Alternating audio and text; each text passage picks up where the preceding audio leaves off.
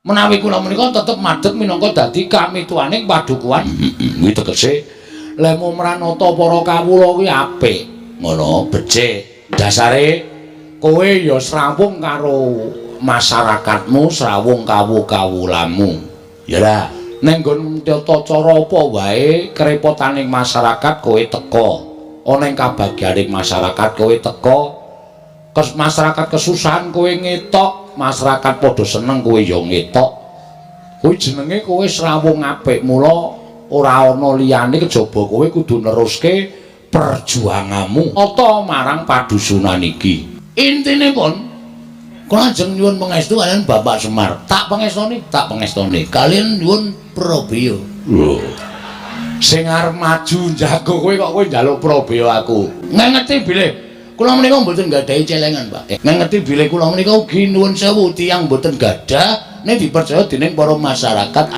Kula tetep kudu maju minangka dadi pengayomaning masyarakat nerusaken dhateng pembangunan pedukuhan pring ngapus. Lah, mula kula nyuwun dukunganipun, Bapak.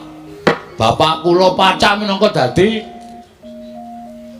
tim sukses kula. Sampeyan Bapak kula jaluk supaya ampun tilem wit dina niki sambil nemplekke gambar-gambar, Pak.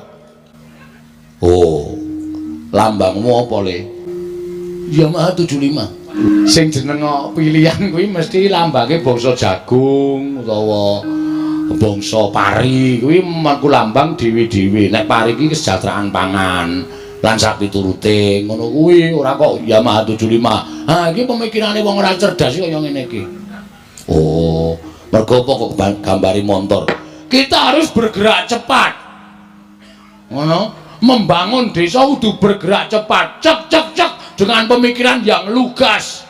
Apa sebabnya mau nggak kabar motor selah sepisan langsung muni Yamaha 75 kebule tekan ngendi-endi. Tegese kuwi nggonku srawung karo masyarakat iso tekan ndi-endi. 75 wis dadi tembung trote tanggap ing samu barang lir. Usaha.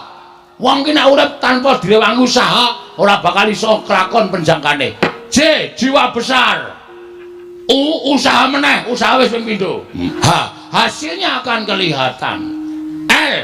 Langkah pertama kita memajukan masyarakat.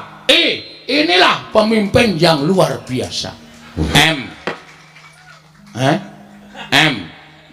Pray mengasuh. Iya.